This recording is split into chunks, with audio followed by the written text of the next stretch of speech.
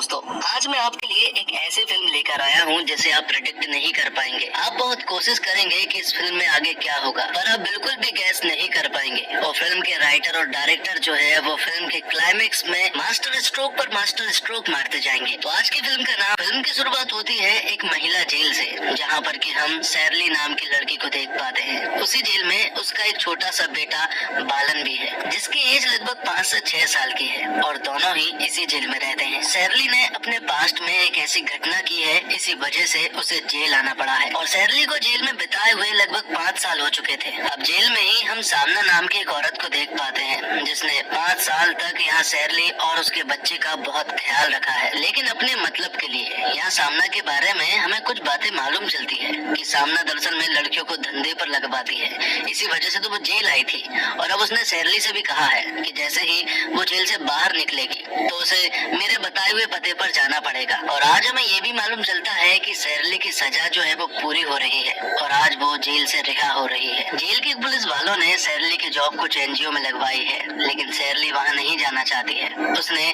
सारे जो visiting card थे उनको फाड़ कर फेंक दिए हैं और अब वो अपने बेटे बालन को कहानी बताती है। सैरली सिर्फ कहानी बताती नहीं है, बल्कि वो उन कहानियों को जीती भी है और हर कहानी से पहले अपने बेटे का वो नया नाम रखती है और खुद का भी नाम बदलती है। सैरली ने अपने बेटे को ही जेल में खास तरह की ट्रेनिंग दी है, जिस ट्रेनिंग के बारे में किसी को भी नहीं मालूम है और कोई सोच भी नहीं सकता है कि एक छोटा सा लड़का इतने स्ट्रॉन्ग माइंडसेट का हो सकता है। सैरली ने अपने बेटे के लिए कुछ रूल्स बनाए हैं, जिन रूल्स के खिलाफ उसका बेटा नहीं जा सकता है। आगे हम देखते हैं कि सैरली और उसके बेटे को भूख लगी थी, इसलिए वो लोग एक छोटे से होटल पे चले जाते हैं, जहाँ पर कि वो खाना तो खा लेते हैं, लेकिन उनके पास पैसे नहीं थे। वो वहाँ के मालिक से भी कह देते हैं कि हमारे पास पैसे नहीं है। मालिक का दिमाग भी खराब था, इसलिए वो इनसे झगड़ा नहीं करना चाहता था। वो यहाँ से उन्हें जाने के लिए कह देता है, लेकिन सैरली कहती है कि मुझे काम चाहिए, मुझे पैसा नहीं चाहिए, बल्कि बदले में आप मुझे खाना दे देना। और जब वो अंकल जी उन दोनों का नाम पूछते हैं तो सैरली अपना नाम कुछ और बताती है और वो अपने बेटे का नाम अभिजीत बताती है। शुरुआत में तो अंकल जी ने यहाँ पर सैरली से कह दिया था कि यहाँ पर कोई काम नहीं है, क्योंकि वो ज्यादा पैसे कमाता भी नहीं है, इसलिए वो उन्हें काम नहीं दे पाएगा। लेकिन थोड़ी देर के बाद वो उन्हें वापस बुलाता है और उनसे कहता है कि तुम यहीं पर रहो, यही काम करो और बदले में मैं तुम्हें खाना दूंगा। तब सैरली अपने बेटे बालन के साथ यहीं रहने लगती है और इसी छोटे से होटल में काम करने लगती है। जैसे ही दिन की शुरुआत होती है ना, तो हर रोज की तरह सैरली काम पर लग जाती है। वो बहुत काम करती है और इस होटल को अच्छा खासा बना देती है। पहले अंकल जी की इस होटल से कोई भी इनकम नहीं थी, लेकिन आज उनकी बहुत इनकम है। और अब अंकल जी एक दिन कहते हैं कि तुमने इस होटल को बहुत ही अच्छा बनाया है, इसलिए अब तुम्हें यहाँ पर रहने की जरूरत नहीं है। मैं तुम्हें अपनी बेटी और इसे पोते की तरह बनाकर अपने घर लेकर जाऊंगा, इसलिए अपना सामान पैक कर लो। लेकिन ये सारी बातें सुनने के बाद सैरली को थोड़ा अजीब लगा। चाहे कोई कितना भी अच्छा हो, लेकिन सैरली वहाँ ज्यादा दिनों तक नहीं रह सकती है। और जैसे ही यहाँ सैरली को मौका मिला, वो अपने बेटे को लेकर यहाँ से चली जाती है, हर बार की तरह। जिसके बाद सैरली ने कुछ और नए काम ढूंढे। वो इसी तरह से छोटे छोटे काम करती रही, लेकिन वो कभी भी एक जगह पर स्थायी रूप से काम नहीं करती थी।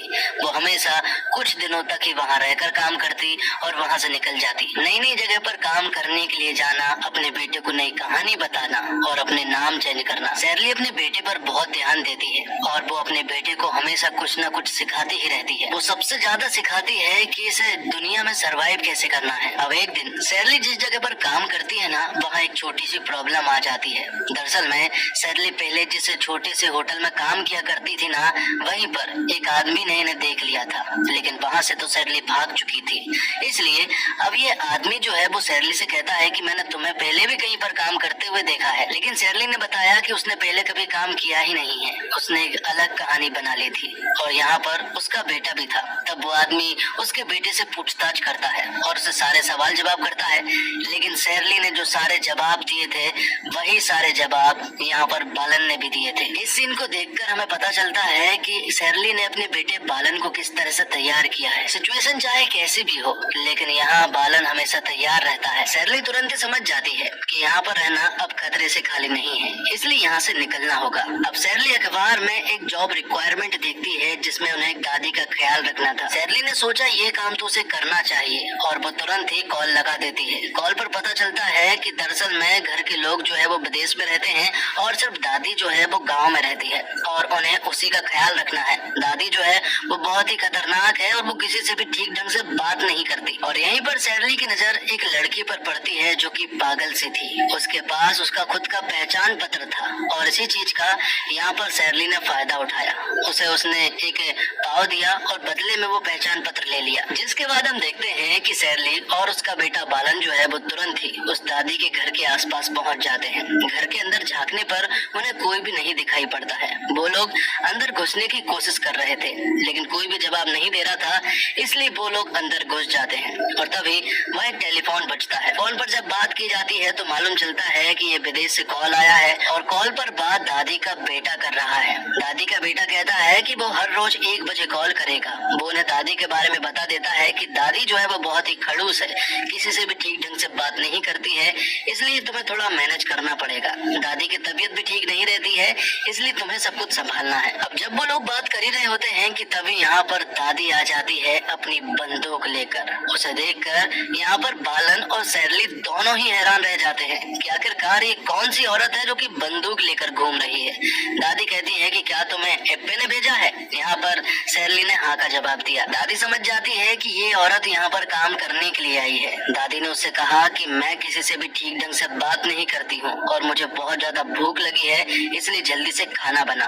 तब सैरली तुरंत ही खाना बनाती है और दादी को खिलाती है। अब दादी के बारे में हमें कुछ बातें मालूम चलती है कि जैसे वो बीमार है, व्हीलचेयर पर रहती है और वो काफी बुजुर्ग भी है और वो कहीं भी आ जा नहीं सकती है। दादी का बहुत बड़ा घर है, बगीचा है जहाँ पर कि अक्सर छोटे छोटे बच्चे फल चुराने के लिए आते हैं और यहाँ पर दादी जो है वो बिना सोचे समझे उन्हें के ऊपर गोलियां चला देती है। ये देखकर सैरली को बिल्कुल अच्छा नहीं लगता। हालांकि वो गोलियां जो है वो दादी जो है वो आसमान में चलाती है। अब एक दिन सैरली जो है वो दादी से पूछती है कि अपनी फैमिली वालों के बारे में बताओ, आप अपने बेटे से बात क्यों नहीं करती? दादी बताती है कि मैंने अपने बेटे से लगभग 15 साल से बात नहीं की है और उसकी भी वजह है। बात कुछ ऐसी है कि मैं और मेरा पति जो है वो स्वतंत्रता सेनानी थे। हमने आजादी के लिए जंग लड़ी है और इस देश को आजाद कराया है, लेकिन हमारा बेटा जो है वो उन्हीं के तलवे चाटने के लिए विदेश चला गया है। तो मैं ऐसे इंसान से ना तो बात कर सकती हूँ और ना ही मैं उसे माफ कर सकती हूँ। अब दादी को सैरली का बिहेवियर काफी अच्छा लग रहा था, जिसके बाद सैरली ने अपने बेटे बालन का पास ही के स्कूल में दाखिला करा दिया था और वहाँ उसका नाम वासुदेव था। अब रात को जब बालन सो रहा था ना, तब यहाँ वो अपनी माँ से बात करता है। वो उनसे पूछता है कि क्या हमें इस दादी से खतरा है, क्योंकि ये हमेशा बंदूक लेकर घूमती है। लेकिन सैरली कहती है कि सच बताऊं तो मुझे कुछ भी नहीं पता है। दादी अब सैरली के ऊपर भरोसा करने लगी थी। एक दिन दादी सैरली को सच्चाई बताती है कि दरअसल जो उसके पास बंदूक है ना, उसमें गोलियां नकली है। उसके पास असली गोलियां भी है, लेकिन जो हरी कलर की गोलियां है ना, वो सिर्फ आवाज करती है, लेकिन जो लाल कलर की है ना, वो असली गोलियां हैं जिन्हें मैं अलग रखती हूँ। अब सैरली दादी को इनडायरेक्टली अपनी कहानी बताती है। वो बताती है कि एक राक्षस था जिसके साथ उसकी पत्नी रहा करती थी। राक्षस अक्सर उसकी पत्नी पर जुल्म किया करता था और एक दिन जुल्म जो है वो बहुत ज्यादा हद से बढ़ गया, तब पत्नी ने राक्षस को मार दिया। लेकिन बाद में पत्नी को जेल हो गई और वहीं पर उसने एक बच्चे को जन्म दिया। ये कहानी सुनने के बाद दादी समझ जाती है कि ये जो कहानी है वो दरअसल में सैरली की ही है और अब वो सैरली को समझाती है कि तुझे अब अपने बेटे पर और खुद पर ध्यान देना होगा। ये घर बहुत बड़ा है, मेरी तबीयत भी बिल्कुल ठीक नहीं रहती है, वो चंद दिनों की मेहमान है। मैं चाहती हूँ कि तू इसी घर में रहे और जब उसकी मौत हो जाए ना, तो उसे ढिंडोरा पीट कर लोगों के बीच में दफनाने मत जाना, बल्कि इसी घर में दफनाना और उसके ऊपर एक केले का पेड़ लगाना। और कुछ ही दिनों के बाद दादी की मौत हो जाती है और जैसा कि दादी ने कहा था, यहाँ पर सैरली वैसा ही करती है।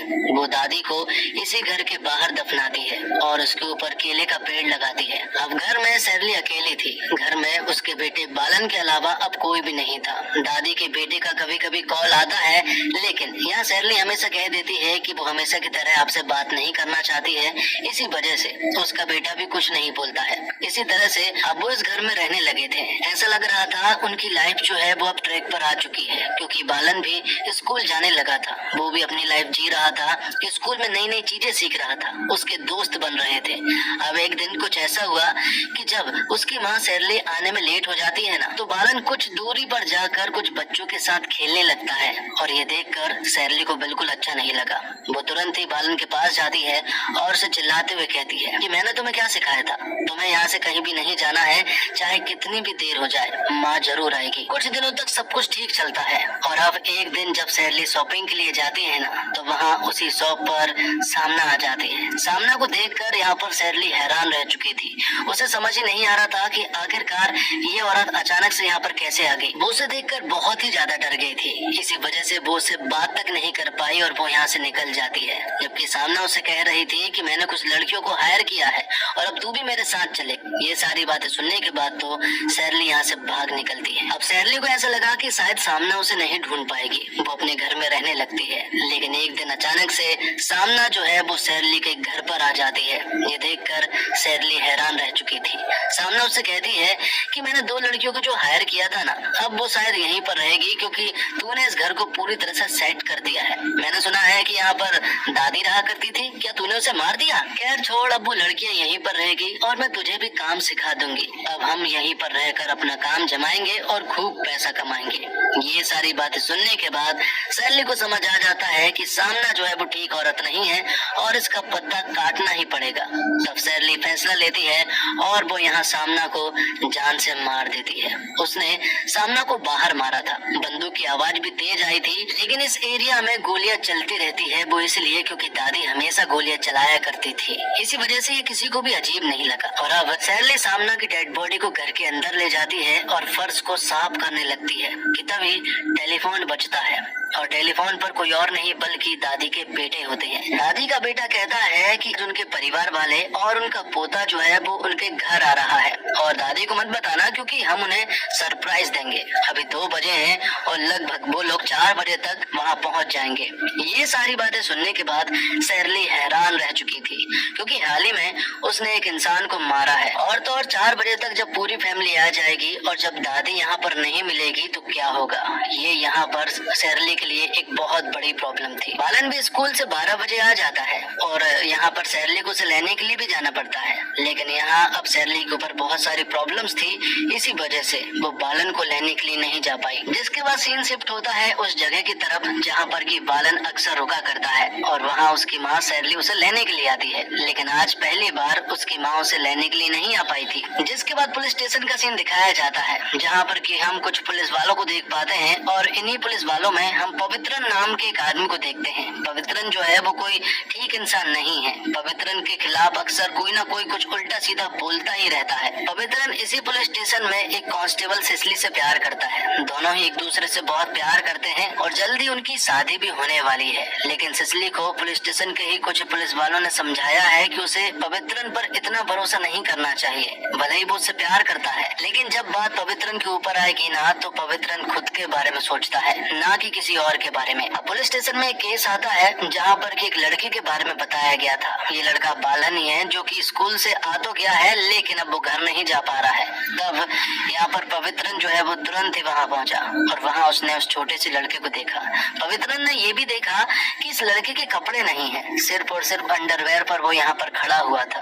पवित्रन ने उससे नाम पूछा, एड्रेस पूछा, माता पिता का नाम पूछा, स्कूल का नाम पूछा, लेकिन यहाँ बालन ने कुछ भी नहीं बताया था। तब पवित्रन उसे वापस पुलिस स्टेशन लेकर आ जाता है ताकि वो यहाँ पर सेफ रह सके। यहाँ बालन से जितने ज्यादा सवाल पूछ रहे थे बालन उतना ही जवाब उन्हें नहीं दे रहा था। वो उन्हें कुछ भी नहीं बोल रहा था। अब अगले दिन पवित्रन उसी जगह पर वापस गया जहाँ पर कि बालन मिला था। वो उस जगह के आसपास की जगह को चेक करता है तो मालूम चलता है कि यहाँ उस बच्चे का बैग जो है वो झाड़ियों में ही पड़ा है और उस बैग के अंदर ही सारे कपड़े मौजूद थे। यहाँ पर पवित्रन समझ जाता है कि जरूर इस लड़के की ये सारी प्लानिंग है। तब वो तुरंत ही उसे पुलिस स्टेशन वापस लेकर जाता है। अपने सीनियर ऑफिसर से कहता है कि इस चीज के पीछे जरूर कुछ न कुछ बड़ी बात है और ये लड़का जो है बहुत ही चालाक है और ये हमसे बहुत कुछ छिपा रहा है। पवित्रन अपने सीनियर ऑफिसर से कहता है कि मुझे इसकी इन्वेस्टिगेशन करना है, लेकिन सीनियर ऑफिसर कहते हैं कि हाल ही में एक बैंक में चोरी हो गई है और ये केस हमारे लिए बहुत ही ज्यादा सीरियस है। लेकिन पवित्रन उस बच्चे के बारे में पता करता है। बालन की जो ड्रेस है ना उससे उन्हें स्कूल के बारे में पता चल जाता है। तब पवित्रन वहाँ पूछताछ करने के लिए जाता है और बालन ने स्कूल में जो एड्रेस दिया था ना, मतलब कि घर का पता, पवित्रन वहाँ भी पहुँच जाता है। वहाँ पहुँचने के बाद मालूम चला कि ये पता तो उसका है ही नहीं,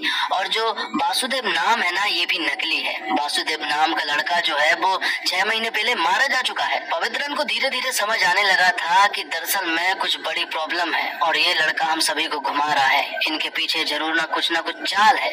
दूसरी तरफ हम देखते हैं बालन को, जो कि पुलिस स्टेशन में ही मौजूद था। यहाँ पर वो सिसिली की कस्टडी में था, मतलब कि सिसिली को उस पर ध्यान देना था। लेकिन अचानक से बालन जो है वो इधर से गायब हो जाता है। सिसिली यहाँ आजू बाजू ढूंढती है, लेकिन यहाँ सिसिली को बालन कहीं भी नजर नहीं आता है। सारी बातें पता चलने के बाद अब सीनियर पुलिस ऑफिसर यहाँ पर सिसिली और पवित्रन को बहुत चिल्लाते हैं, क्योंकि उनकी वजह से एक बच्चा गायब हो गया है। एक ऐसा बच्चा जो केस जो है वो स्ट्रांग हो रहा था। इसी वजह से सीनियर ऑफिसर पवित्रन को खूब चिल्लाते हैं, लेकिन पवित्रन ने यहाँ पूरा इल्जाम जो है वो सिसिली के ऊपर डाल दिया था। इसी वजह से सिसिली जो है वो नाराज हो जाती है। सिसिली यहाँ पवित्रन से कहती है कि लोगों ने मुझसे पहले भी कहा था कि तुम पर भरोसा ना किया जाए, लेकिन फिर भी मैंने तुम पर भरोसा किया है और आज तुमने मेरा भरोसा तोड़ दिया है। जिसके बाद कहानी जो है वो 6 साल आगे शिफ्ट हो जाती है, जहाँ पर कि हम देखते हैं बालन को, जो कि इस जगह से दूर भाग गया था, लेकिन आज वो वापस इसी जगह पर आया है। और अब बालन तुरंत ही पुलिस स्टेशन जाता है, जहाँ पर कि वो पवित्रन से मिलता है। शुरुआत में तो बालन ने किसी को भी नहीं पहचाना था, लेकिन जब बालन ने अपनी पहचान बताई तब जाकर पवित्रन उसे पहचानता है। लेकिन पवित्रन यहाँ पर बालन से बहुत घृणा करता है, क्योंकि उसी की वजह से उसकी सिसिली से शादी नहीं हो पाई। लेकिन अब यहाँ पर बालन को पता चलता है कि उसकी माँ जो है वो पागल खाने में थी। तब वो पागल खाने में पता करता है तो यहाँ पर मालूम चलता है तुम्हारे जाने के बाद तुम्हारी माँ पागल हो चुकी थी, इसलिए उन्हें सुधार गृह भेजा गया था। वहाँ वो 2 साल रुकी थी और उसके बाद उन्हें डिस्चार्ज कर दिया गया था, और उन्हें ले जाने वाला कोई और नहीं बल्कि पवित्रन ही था। यहाँ पर बालन को बताया जाता है कि उस दिन तुम्हारी माँ ने 2 लोगों को मारा था और किसी तीसरे इंसान को भी मारने की कोशिश की थी। इसी वजह से तुम्हारी माँ को अरेस्ट कर लिया गया था। तो ये बात तो एकदम तय थी कि 2 साल के बाद पवित्रन ने उसकी माँ को अपने साथ लेकर चला गया। तो अब अगर बालन को अपनी माँ के बारे में पता करना है तो उसे फिर से पवित्रन के पास जाना पड़ेगा। वो पवित्रन के पास जाता है और उनसे कहता है कि मुझे बहुत अच्छे से मालूम है कि तुम्हारी शादी सिसिली दीदी से नहीं हो पाई है, इसी वजह से तुम मुझसे बदला ले रहे हो। बालन कहता है कि जिसे तुम ढूंढ रहे हो अगर मैं उसे पकड़वा दूं तो क्या तुम मुझे मेरी माँ से मिलवाओगे, क्योंकि उस दिन तुम लोगों से भागने वाला सिर्फ मैं अकेला नहीं था, कोई और भी था जो कि मेरे साथ भागा था। जिसके बाद कहानी फिर से 6 साल पहले शिफ्ट हो जाती है, जहाँ पर कि हम देखते हैं कि बालन जो है वो जेल से भाग गया था, और वो जिस ट्रक से चुपचाप भाग रहा था उसी ट्रक में अब्बास नाम का एक बहुत बड़ा क्रिमिनल भी छिपा हुआ था। दरअसल में हाल ही में अब्बास ने एक बैंक को लूटा है और अब वो यहाँ से भाग निकला है। पुलिस उसे पकड़ रही थी, लेकिन अब्बास किसी के भी हाथ नहीं आया था। अब्बास ने देखा कि इसी ट्रक में एक छोटा सा लड़का भी छिपा हुआ है और अब अब्बास अपनी गली जाने लगता है, लेकिन यहाँ बालन जो है वो उसका पीछा करने लगता है। अब्बास उसे दूर करने की काफी कोशिश करता है, लेकिन बालन उसका पीछा नहीं छोड़ता, वो उसी के पीछे जाने लगता है। तब अब्बास को ना चाहते हुए भी बालन को अपने साथ रखना ही पड़ता है। जब उससे नाम पूछा जाता है तो यहाँ बालन अपना नाम पवित्रन बताता है। अब यहाँ हमें अब्बास के बारे में मालूम चलता है कि जो कि इलीगल काम करता है, नशे वाले काम करता है, चोरी वाले काम करता है, और जितने भी उल्टे सीधे काम है ना सारे अब्बास करना जानता है। और अब वो छोटा सा बच्चा बालन जो है वो अब यहाँ अब्बास के साथ ही रहने लगा था। अब्बास उसे छोटे छोटे काम सिखाता और यहाँ बालन जो है वो उन कामों को चुटकियों में कर देता। इसी वजह से सभी लोगों को अब्बास के साथ रहने वाला बालन बहुत पसंद आ रहा था, और अब वो लोग धीरे धीरे बालन से उल्टे सीधे काम करवाने लगे थे। बालन एक छोटा सा बच्चा था, इसी वजह से उसके ऊपर किसी को भी शक नहीं होता, और अब वो डिलीवरी पहुंचाने का काम कर रहा था। बालन ने सालों तक ऐसा काम किया। साथ ही वो अब्बास से हमेशा अपनी माँ के बारे में कहता रहता था कि मुझे अपनी माँ चाहिए, किसी भी हालत में मुझे अपनी माँ को ढूंढना। हालांकि अब्बास ने काफी कोशिश की है यहाँ बालन की माँ को ढूंढने की, लेकिन उन्हें तो उसकी माँ कहीं भी नहीं मिली। इसलिए बालन शुरुआत से शुरू करना चाहता है। जिस जगह से वो भागा था उसी जगह वो वापस जाकर अपनी माँ को ढूंढना चाहता है। तब अब्बास भी उसके साथ जाता है और अब वो लोग छानबीन करना स्टार्ट कर देते हैं। कहानियां प्रेजेंट में आ जाती है और मालूम चलता है कि दरअसल में पुलिस वाले जो है वो अब्बास को इतने सालों से ढूंढ रहे हैं, वो उनकी लिस्ट में एक मोस्ट वांटेड है। तब बालन ने अब्बास को पकड़वाने का प्लान बता दिया था। यहाँ पर हमें मालूम चलता है कि अब्बास ने भी यहाँ बालन की माँ के बारे में सब कुछ पता कर लिया था कि वो कहाँ कहाँ मौजूद थी, लेकिन अब तक बहुत देर हो चुकी थी क्योंकि अब्बास जो है वो पकड़ा जाता है। अब जैसा कि पवित्र ने वादा किया था, वो बालन को उसकी माँ से जरूर मिल पाएगा, लेकिन सिर्फ आखिरी बार। जिसके बाद पवित्र बालन को एक ऐसी सेल में लेकर जाता है जहाँ पर कि मेंटल लोग रहा करते हैं, और जब यहाँ बालन अपनी माँ से मिला तो मालूम चलता है कि ये माँ तो उसकी है ही नहीं, ये तो कोई और है। बालन को यहाँ मालूम चला कि ये तो वही पागल सी लड़की है जिससे उसकी माँ ने पहचान पत्र छीना था। ये सारी चीजें देखने के बाद बालन यहाँ से भाग निकला और वो सोच रहा था कि उसकी माँ ने एक कमाल की प्लानिंग की है जिसमें वो सक्सेसफुल रही है, और अब वो उस जगह पर पहुंच जाता है जहाँ पर अपनी माँ का इंतजार किया करता था। अब कहानी पास्ट में जाती है और हमें सब कुछ बताया जाता है कि दरअसल में शेरली ने यहाँ पर सामना को मार दिया था। सामना को उसने 2 बजे मारा था और 4 बजे के आसपास दादी के रिश्तेदार जो है वो घर पर आने वाले थे। मतलब शेरली के पास सिर्फ 2 घंटे बचे थे। इन सारी सिचुएशन को 2 घंटे में ही उसे सॉल्व करना था। तब शेरली के दिमाग में एक आइडिया आता है। यहाँ आपको पता होगा कि शेरली जो है वो इतने दिन से उस पागल लड़की की पहचान के साथ जी रही थी और उसकी आइडेंटिटी भी इसी के पास है। तब शेरली तुरंत ही उसके पास वापस जाती है और उसे वापस अपने घर लेकर आती है और उसे अच्छा खासा नहलाती धुलाती है, तैयार करती है, और 4 बजे के आसपास वो उसके हाथ में गन थमा देती है। और 4 बजे के आसपास जब दादी के रिश्तेदार यहाँ पर आते हैं ना, तो यहाँ पर एक गोली चलती है और यहाँ पर मौके का फायदा उठाकर शेरली जो है वो अपना पूरा सामान लेकर पीछे के रास्ते से भाग निकलती है। जिसके बाद न्यूज निकल कर आई थी कि इसी दादी के घर में काम करने वाली मेड जो है वो 2 लोगों को मार चुकी है और उसे गिरफ्तार कर लिया गया है। सभी लोगों को ऐसा लग रहा था कि शेरली गिरफ्तार हुई है, लेकिन असल में वो पागल से लड़की गिरफ्तार हुई थी। यहाँ पर बैठे बैठे यहाँ पर बालन जो है वो ये सारी बातें सोच रहा था। उसे सब कुछ समझ आ गया था कि उसकी माँ ने क्या प्लानिंग की होगी, और थोड़ी देर के बाद ही यहाँ पर शेरली आ जाती है और वो अपने बेटे से कहती है कि मैंने कहा था ना कि माँ जरूर आएगी। मतलब कि शेरली जो है वो लगभग 7 सालों से यहाँ अपने बेटे का हर रोज इंतजार कर रही थी। तो दोस्तों इसी के साथ ये फिल्म खत्म हो जाती है, लेकिन कहानियां जो है वो अभी भी रह जाती है कि आखिरकार बालन और उसकी माँ शेरली जो है वो किन चीजों से भाग रहे थे।